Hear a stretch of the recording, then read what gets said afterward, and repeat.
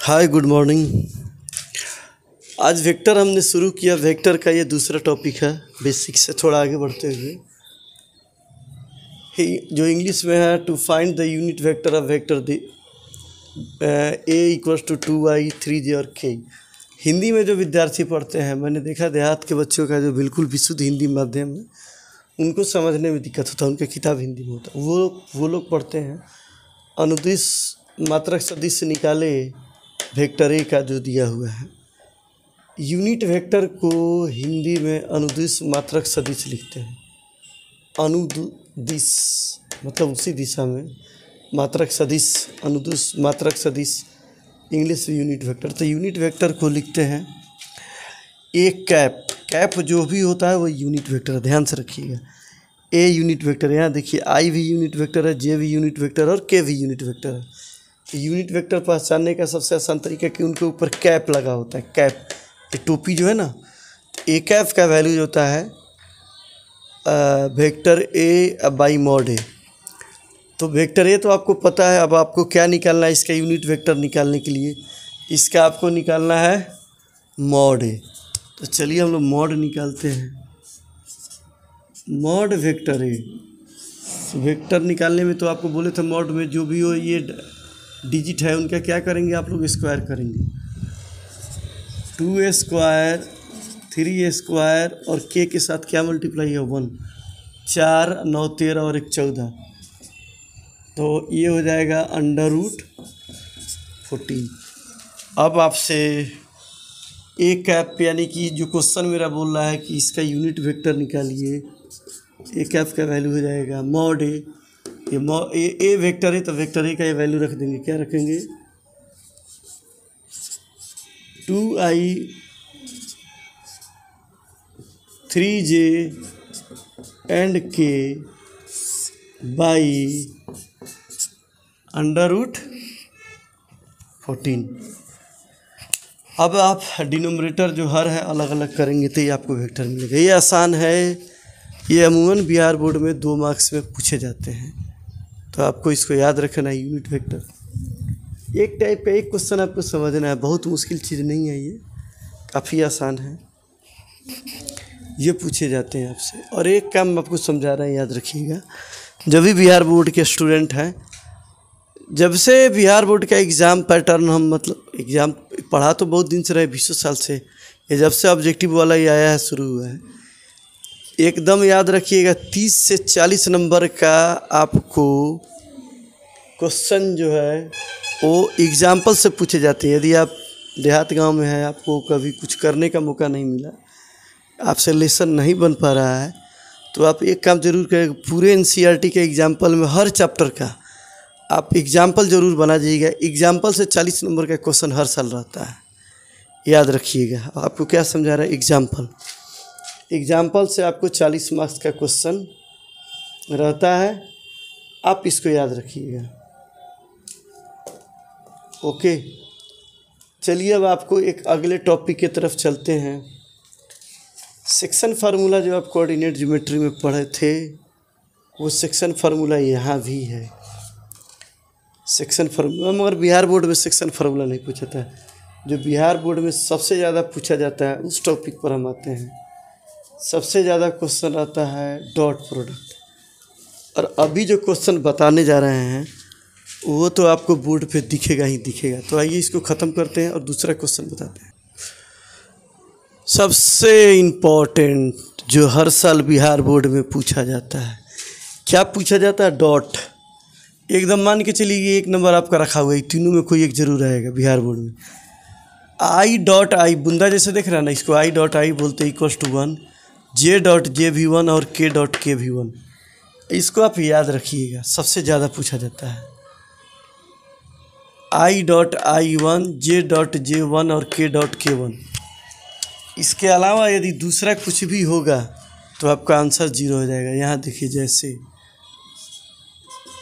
I.J 0, J.K 0, K.I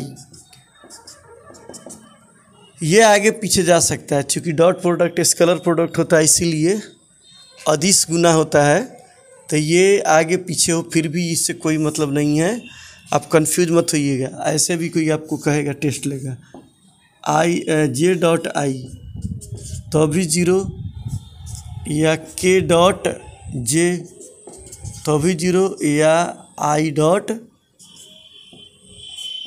के तो भी आपका जीरो होगा।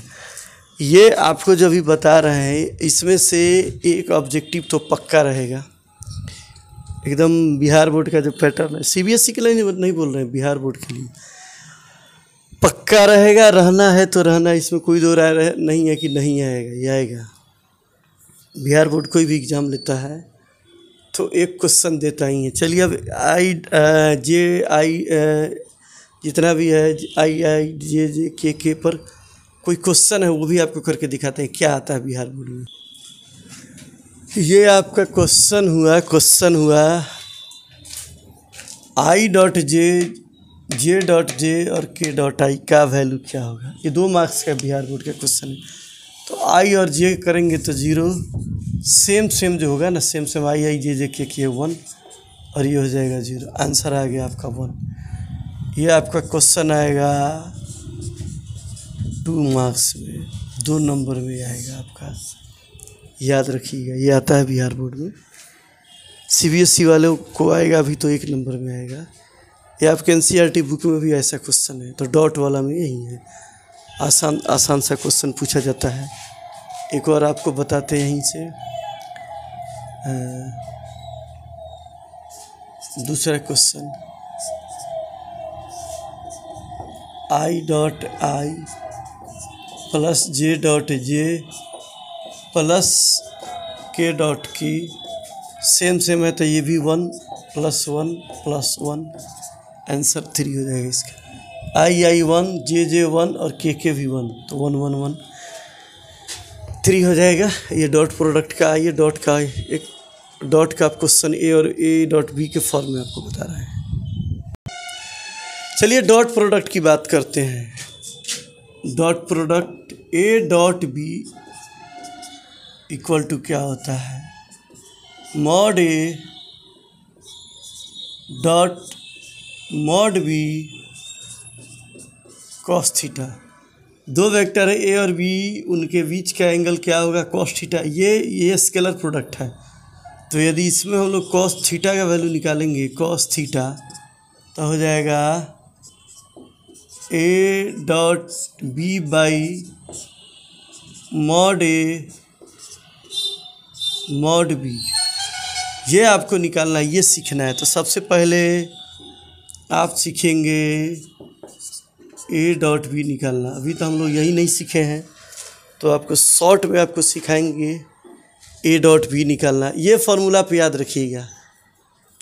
और कॉस थीटा आ जाएगा तो दोनों ए और बी के बीच का एंगल क्या है वो निकालना सीखेंगे। तो चलिए सबसे पहले 2 वेक्टर देते हैं, फटाफट एग्जांपल देते हैं और ए डॉट बी कैसे निकाला जाता है वो बताते हैं। यह क्वेश्चन है, ए और बी का वैल्यू दिया हुआ है। Vector A = 2i - 3j + 5k, b = 4i 2j और 6k। अब आपको क्वेश्चन निकालना है ए डॉट बी। 2 मार्क्स में बिहार बोर्ड में आ सकता है, सीबीएसई वालों के लिए 1 मार्क्स, फिजिक्स में भी 1 मार्क्स में। तो बाकी से नहीं, मतलब आप आई वाले को और जे और के वाले को करेंगे, बाकी छोड़ देंगे। 2 × 4 यहाँ आइए, प्लस -3 × 2 और 5 × 6 8, ये -6 और ये हो जाएगा 30। 5 × 6,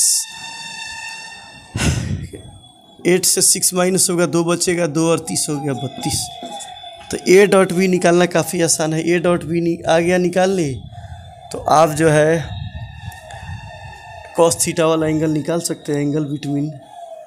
अब यहीं से क्वेश्चन आपका, ये आपको ए डॉट बी आ गया, अब यहीं पर क्वेश्चन आपका आएगा कि इसके बीच ए और बी के बीच का एंगल निकाले, और बी यानी कि मान लीजिए इनके बीच का एंगल है, यदि कॉस थीटा है तो कॉस थीटा का वैल्यू निकाले। तो कॉस थीटा का वैल्यू तो अभी आपको बताए हैं क्या है, A dot B upon mod A और मॉड बी। तो आपको निकालना है मॉड ए और मॉड बी का वैल्यू, मॉड ए और मॉड बी। तो यहाँ आप मॉड ए और मॉड बी निकालिए। तो आइए यहाँ पर हम लोग निकालते हैं मॉड ए। मॉड ए निकालने का तरीका बताया था, 2, 3 और 5 का स्क्वायर कर दीजिए। 2 स्क्वायर, 3 स्क्वायर और 2 स्क्वायर, 3 स्क्वायर और 5 स्क्वायर, 25 और 4 29 और 9 38, रूट 38। अब आइए मॉड बी हम लोग निकालते हैं। मॉड बी का वैल्यू 4 स्क्वायर, 2 स्क्वायर, 6 स्क्वायर,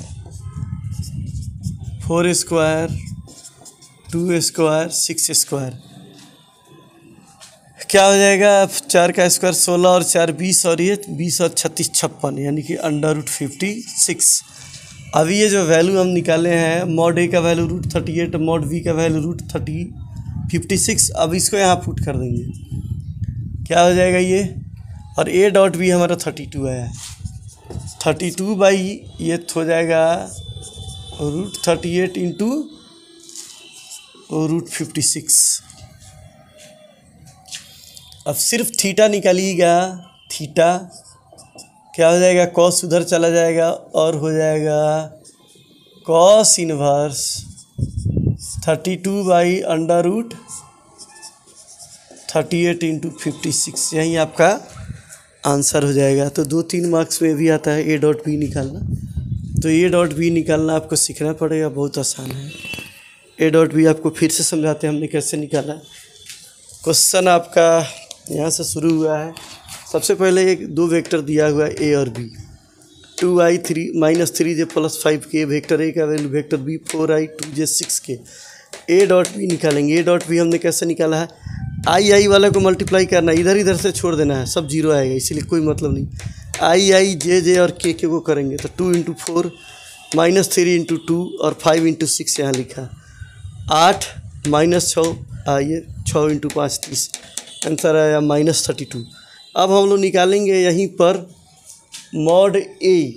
ये देख रहे हैं मॉड ए में क्या हो गया? ये 2 स्क्वायर, 3 स्क्वायर और 5 स्क्वायर, इसको किया 38 आया। 4 मॉड बी निकाला तो 4 स्क्वायर, 2 स्क्वायर और 6 स्क्वायर निकाला 56, 16 4 20 और 36 56। और यहाँ क्वेश्चन मेरा cos theta A dot B upon mod A mod B. तो ए डॉट बी का वैल्यू 32 है, 32 डाला √38 √56। अब थीटा निकालेंगे तो सिर्फ ये कॉस यहाँ इधर राइट में आएगा, कॉस इनवर्स हो जाएगा। ये आंसर है। वही क्वेश्चन आप इस वीडियो को बार बार देखिएगा, बनाइएगा। हम वही क्वेश्चन बता रहे हैं आपको जो बिहार बोर्ड में आने वाला है। बिहार बोर्ड में आने वाला है जो क्वेश्चन हम वही बता रहे हैं, एक भी एक्स्ट्रा क्वेश्चन आपको नहीं बताया जा रहा। अब ए डॉट बी पे आपको बताते हैं कि क्या क्या होता है। ए डॉट बी पर आप ध्यान दीजिएगा, ये कॉस थीटा के हिसाब से होता है। यदि यहाँ देखिए थीटा का वैल्यू 0 हो जाए, 0 डिग्री हो जाए, तो क्या हो जाएगा? यहाँ A dot B mod A mod B और कॉस 0। कॉस 0 का वैल्यू क्या होता है? 1। कॉस 0 1 होता है, तो ये तो आपका 1 हो गया, तो बच जाएगा क्या? ए डॉट बी मॉड ए और मॉड बी। यदि बनाते समय कोई क्वेश्चन कर रहे हैं ए डॉट बी का वैल्यू मॉड ए और मॉड बी के इक्वल आ जाए, तो आप समझ लीजिए कि तो पूछे कि उसके बीच का एंगल क्या होगा। ये दोनों इक्वल है, तो आपसे घुमा के पूछेगा कि इसका बीच का एंगल क्या होगा, तो 0 डिग्री आपको बताना है। इस केस में क्या हो जाएगा? थीटा का वैल्यू क्या हो जाएगा? 0 डिग्री हो जाएगा। आपको प्रूफ करके भी दिखाएं, इनका वैल्यू 1 होता है, तो वही है, आपको याद रखना है। मतलब कहने का मतलब है कि कोई क्वेश्चन बना रहे हैं, फॉर एग्जांपल कि ए डॉट बी क्वेश्चन है, आपको समझा रहा है। ए डॉट बी का वैल्यू आ गया आपको 2, ओके। मॉड ए और मॉड बी दोनों आ गया √2 तो जब आप यहाँ डालेंगे √2 तो क्या हो जाएगा, √2 ए डॉट वी का वैल्यू 2 और मॉड ए मॉड बी भी √2 तो क्या हो जाएगा, 2 आ जाएगा यहाँ। तो 2 आ जाएगा कहने का मतलब ए डॉट बी का वैल्यू भी 2 है, मॉड ए और मॉड बी भी डाले तो ये हो जाएगा √2 इंटू √2 तो क्या आ गया 2। तो ए डॉट बी का value mod A mod B के डॉट के इक्वल आ जाए तब उसके बीच का एंगल आपका हो जाएगा, क्या हो जाएगा, 0 डिग्री। बिल्कुल आसान सा चीज़ है। अब आइए, और यदि यही वैल्यू निगेटिव आ जाए, चलिए इसको करके दिखाते हैं, निगेटिव आए तो क्या होगा। अब देखिए ए डॉट बी का वैल्यू माइनस मॉड ए और मॉड बी आ जाए तब क्या होगा, तो आपको ए और बी के बीच का एंगल जो होगा वो क्या हो जाएगा, इसके बीच का थीटा हो जाएगा 180 हो जाएगा। मॉड ए और मॉड बी का वैल्यू आप समझे नहीं, जैसे सपोज कीजिए ए डॉट बी आपने निकाला तो आपका आया 8 और यहाँ आप निकाल रहे हैं -8, क्योंकि डॉट निगेटिव आ सकता है, मॉड निगेटिव नहीं आएगा। आपने मॉड ए का वैल्यू निकाला 4, मॉड बी का वैल्यू निकाला 2। जब मल्टीप्लाई कर रहे हैं तो ये देख रहे हैं ना, ये यहाँ जब आप डालेंगे इस फार्मूला पर जब डालेंगे तो क्या हो जाएगा, ए डॉट बी का वैल्यू यहाँ -8 और मॉड ए मॉड बी का वैल्यू 4 इंटू 2, ये क्या आया आपको, ये आपको आया 8 और -8 आप दिखाई दे रहा था। इस हालत में आपसे पूछा जाए कि एंगल क्या होगा, स्पष्ट है, क्लियर है कि आपके बीच का जो एंगल आएगा, थीटा जो आएगा बीच का एंगल वो 180। ये सब ऑब्जेक्टिव और 2 नंबर के लिए हम बता रहे हैं, बिल्कुल प्रैक्टिकल है। ये क्वेश्चन है, ये आपका क्वेश्चन है और ये शर्त यानी कि कंडीशन है। इस कंडीशन का हम बात कर रहे हैं, इस कंडीशन का बात हो रहा है कि ए डॉट बी का value minus A dot B, ये माइनस इधर आए या इधर आए उससे नहीं मतलब है, तो थीटा एंगल जो होगा 180 का होगा। 180 को क्या लिखा जाता है, पाई भी लिखा जाता है। अब आप लोग बड़े हो गए हैं, आपसे इस भाषा में लिखा जाएगा कि ए डॉट बी का वैल्यू जो है आपका क्या आ जाएगा, पाई। आइए तीसरा कंडीशन बताते हैं, डॉट में क्या होता है। डॉट थोड़ा लंबा है, डॉट समझ में आ जाएगा तो क्रॉस आसान है। अब यहाँ ये यहाँ क्या कंडीशन है कि ए डॉट बी का value mod A mod B cos theta, ये तो फार्मूला है, याद रखने का है। आप ए डॉट बी यदि निकाल रहे हैं, यदि ए डॉट बी आपका 0 आ गया तब आपसे पूछा जाएगा एंगल क्या होगा। तो यहाँ cos 0 पुट करेंगे तो क्या हो जाएगा, ये सब कुछ 0 कर देगा। यदि थीटा का वैल्यू यहाँ 90 पुट कर रहा था, 90 क्या हो जाएगा 0, ये सब कुछ 0 कर देगा। यदि ए डॉट बी का वैल्यू 0 हो जाए तो इसका मतलब है A perpendicular to B, A B पर लंब है, ए परपेंडिकुलर टू बी, ये आपको याद रखना है।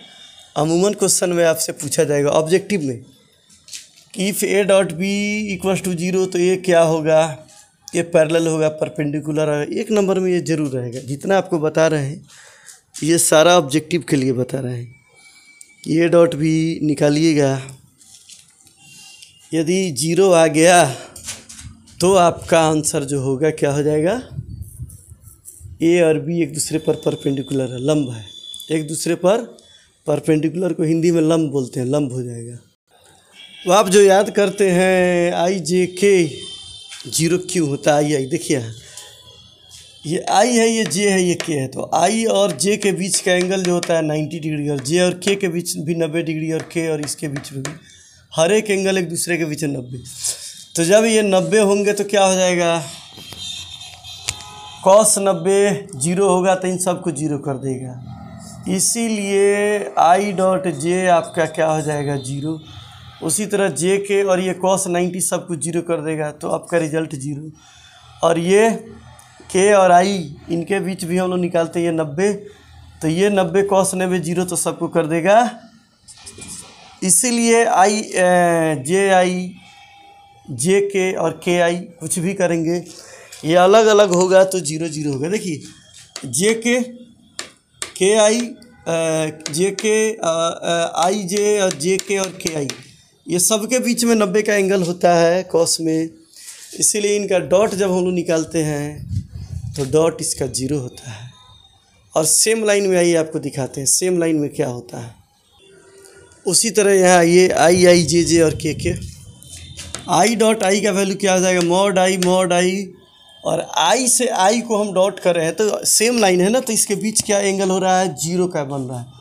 जैसे यहाँ देखिए आई में 2 बार कर रहे हैं तो बीच 0 का, तो cos 0 क्या होता है 1, इसीलिए फाइनली 1 हो गया।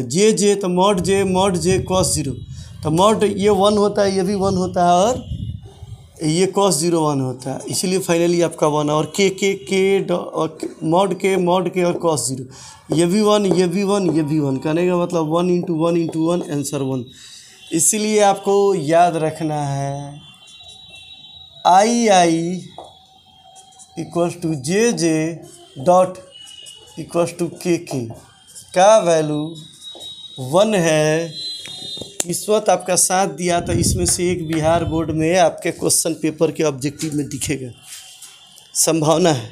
यदि 100 क्वेश्चन है तब तो बात का तो नहीं बताएंगे, यदि 100 क्वेश्चन है तो संभावना रखिए कि ये आएगा। इस तरह आप डॉट निकाल सकते हैं, तो डॉट निकालना कोई बड़ी चीज़ नहीं है। अब आप लोग को एक बात बतानी है कि मेरा कुछ लिमिटेशन है सब्सक्राइबर का भी, सब्सक्राइबर का संख्या कम है। यदि आप सब्सक्राइबर बढ़ाते हैं, मानते हैं 12 का, तो जो भी 12 का एग्ज़ाम देने वाले स्टूडेंट हैं उनके लिए दशहरा के छुट्टी से हम ऑनलाइन क्लास शुरू कर देंगे। जो 12 का एग्ज़ाम दे रहे हैं उनको दशहरा के छुट्टी से ऑनलाइन क्लास हो जाएगा।